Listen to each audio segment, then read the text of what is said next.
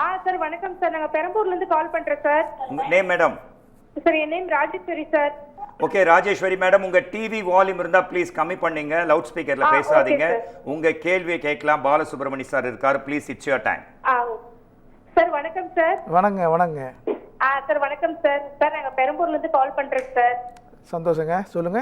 என் name Rajeswari sir. ஓகேங்க. எங்க பெரம்பூர்ல எங்களுக்கு ஒரு ரெசிடென்சி பில்டிங் இருக்கு சார். சரிங்க. 30 வருஷம் பில்டிங் சார். 30 வருஷத்துக்கு முன்னாடி அப்ரூவல் வாங்குனது சார். சரிங்க. சார் இப்ப மேல அப்படியே ஃபர்ஸ்ட் ஃப்ளோர் கட்டணும் சார். சரிங்க. கொஞ்சம் பில்டிங் பழைய பில்டிங் மாதிரி தான் இருக்கும் சார். சரிங்க. இப்ப மேல கட்டுறதுக்கு சார் இது டிஸ்மேண்டில் பண்ணிட்டு தான் கட்ட முடியுமா?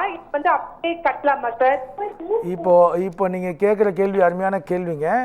ஃபார் எக்ஸாம்பிள் இது சென்னை கார்பரேஷனுக்குள்ள வருங்க, கிரேட்டர் சென்னை கார்பரேஷனுக்குள்ள வருங்க.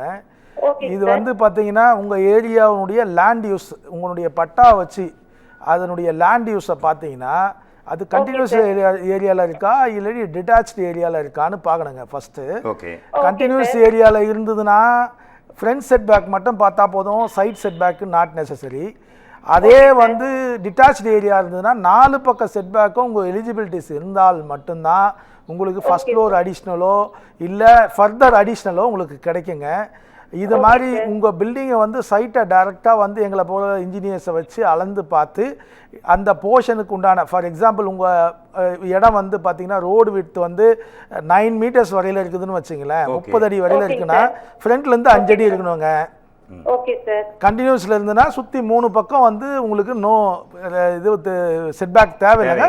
பட் இருந்தால் கூட வென்டிலேஷன் பார்க்கணும். இதெல்லாம் இருந்தால் உங்களுக்கு அடிஷ்னல் கிடைக்கும், இல்லைன்னா உங்களுக்கு அப்ரூவல் அடிஷ்னல் கிடைக்காது.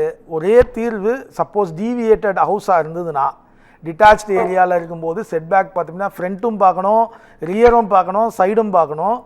Depends upon the width of the பிளாட்டை வச்சு, அது ஹைட் ஆஃப் த பில்டிங்கை வச்சு பார்த்தீங்கன்னா G+1 தான் நீங்கள் கட்ட போகிறீங்க. Real setback not necessary.